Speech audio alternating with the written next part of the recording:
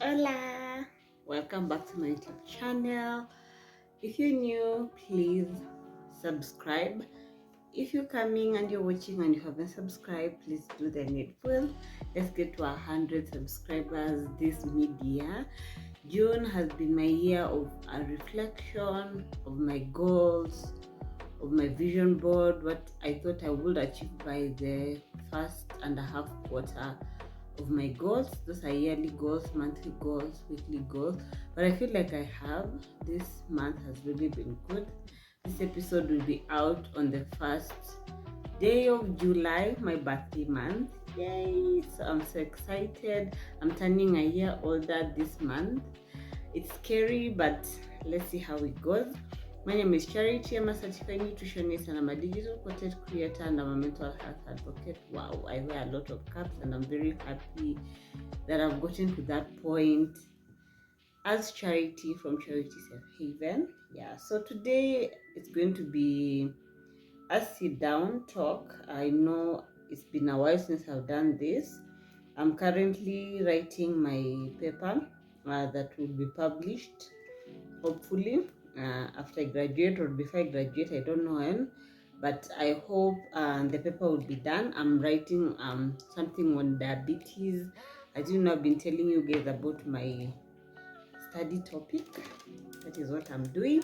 So you guys come along with me as I reflect on one of the most life-forming story time or experiences during my internship, because I didn't have anything else to post for you guys. I'm really stressed. I feel like I've just been on a marathon and I've not actually taken time to just rest.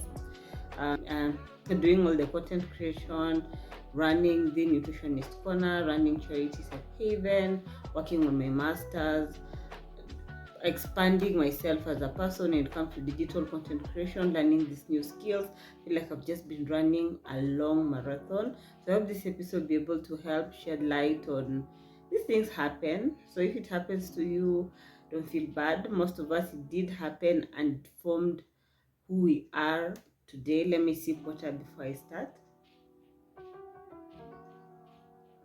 So picture this scene. I was just mid-year my internship, the candid internship.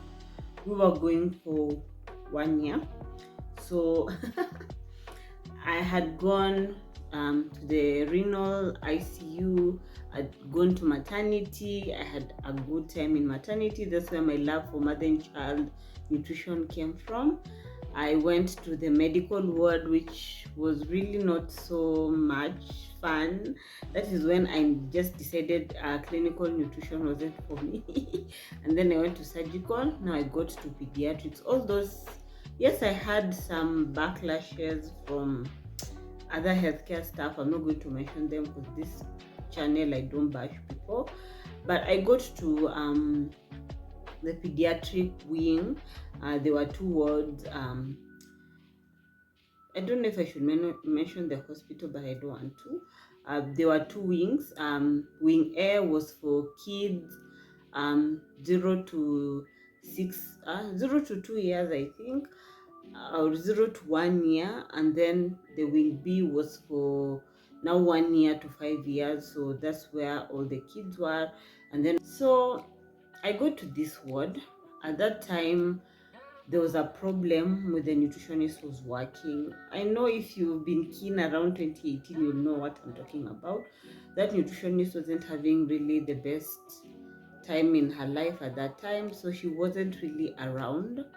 So when the main nutritionist wasn't around, the intern was the one who was manning the ward, supervised by now the official person who is chosen by KDI to host and guide the interns, because there was someone who was guiding the students.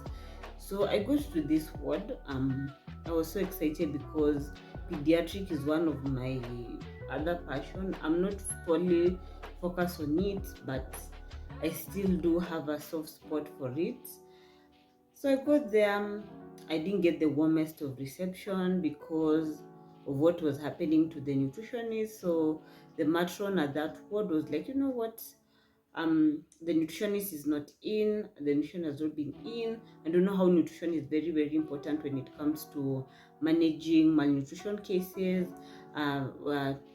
breastfeeding, just the positioning and attachment, latching, making sure the baby's breastfeeding well, making sure the F75s and the F100s are well prepared hygienically, the mother is following instructions if you're not there, because back then we never had shifts. I don't know if shifts have been introduced. So, those jabs someone throws at you, like, you get them. I used to get them because I used to be, even if I was young, I was in my mid-20s, I was still young, but I was perceptive and I was very self-aware. So you could see, like, this person is intentionally throwing jabs at you and someone is trying to provoke you. So you get in the morning, and I used to do my work. I know most of the students who I worked with at that time, if you're watching, I don't joke around when it comes to managing kids. I was already oriented by the person who was there, so the work came easy to me. When you get to the ward, make sure all the babies are weighed, because the weight was used to calculate the feed, the weight was used to calculate the medication. So I used to make sure I get to the ward early and I weigh the babies. And when I'm weighing the babies, that's when I identify the babies that need nutrition. Even if the nurses have written in their cardex there's nutrition review, but I still do my own rounds with the students and we get to identify the cases.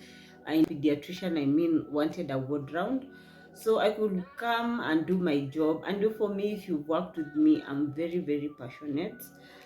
When I'm told I can't do something, I go and do it twice to prove a point. And that was trauma response. I've learned from it. Yeah, I don't repeat that. So there was a particular day I got to the ward. I wasn't feeling my best because it was that time of the month. I wasn't feeling my best. I was just moody. And then I got to the ward.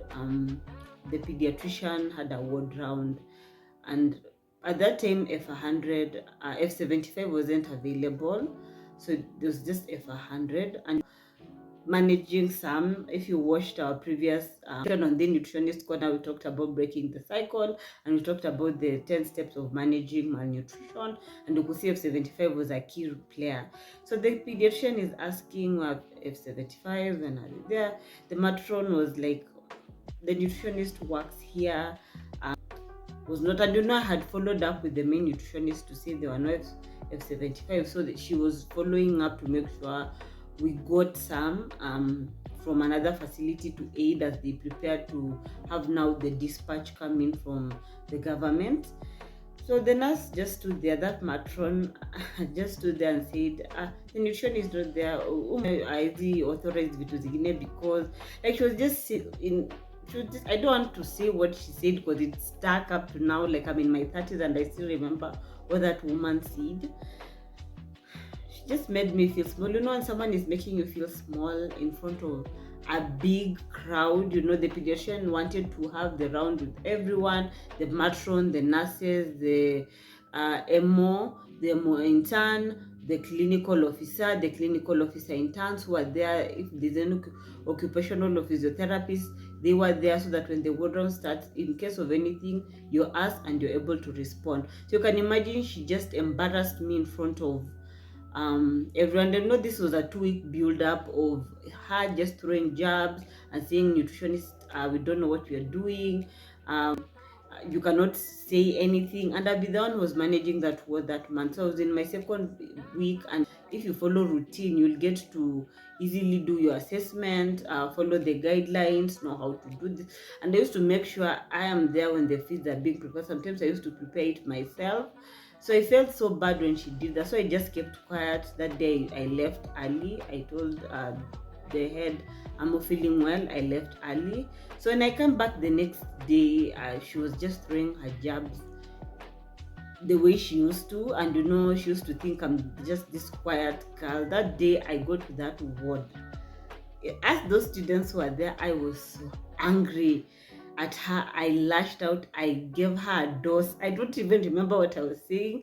The English was fluent, but I schooled her. I told her, I've been training and I've been practicing. I worked at Gertrude's. I worked at KNH. KNH was my foundation, and if you gone to KNH, I feel like that solidifies your foundation when it comes to managing most conditions, because it's a level 6 referral. East Africa people are referred to KNH. So if you have passed through, and that time I don't know if Beatrice is still in KNH. She was a very good teacher. She laid a good foundation for my pediatric, and just it made me love ped. So when I got to now my internship, where you know in Kenya to do 2 weeks because it's 3 months, but this is a whole year, so you're given like an ample time to practice and get to know what you're good or what you're comfortable with.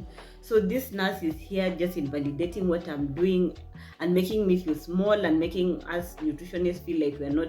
That day I really schooled her for an hour. I was just ranting. I told her my peace of mind. I told her if in any day she came to this ward and she missed me, or she came to this ward and nothing was done. And truly, if you go and you work with me, I'm really efficient in what I do. If I know what I'm supposed to do, I follow it up through the end.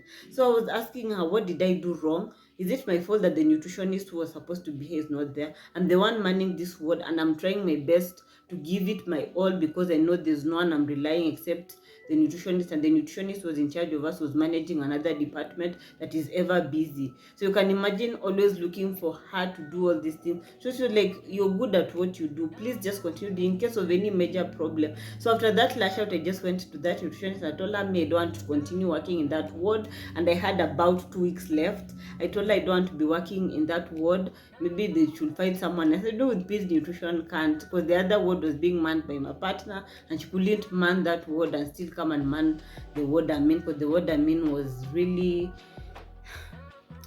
under 6, and between 6 months and 2 years, that's where the malnutrition cases were a lot. So you can imagine if a nutrition is not there.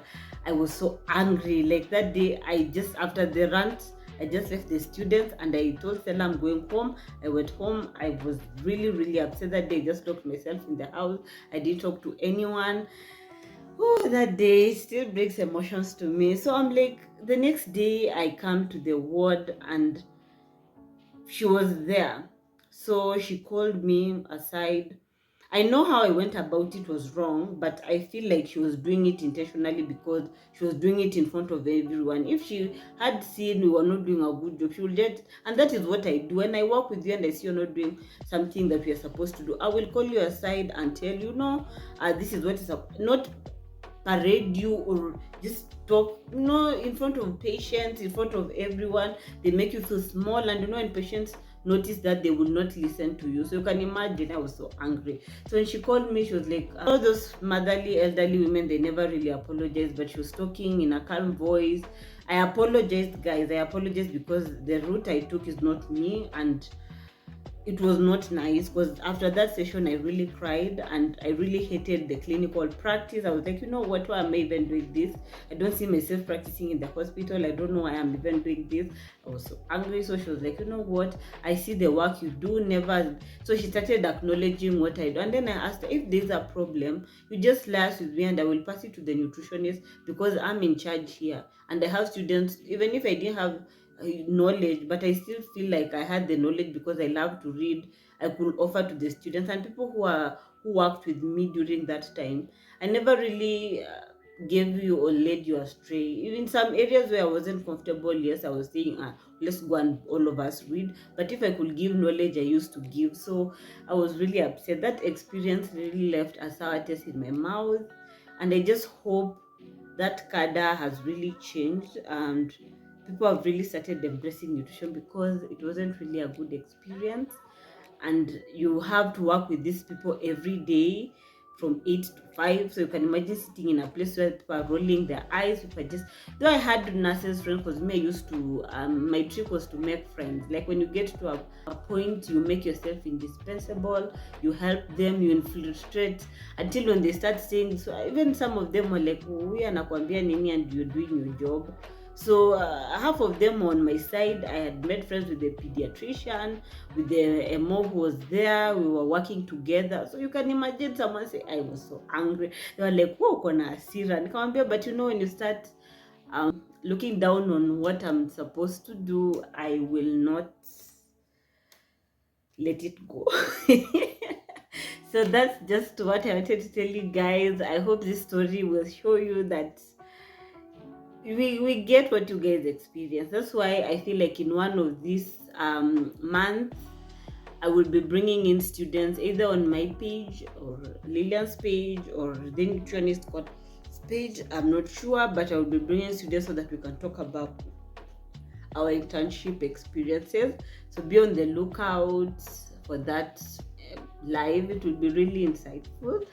So until next time, please don't forget to subscribe to this channel. Follow me on all my social media platforms.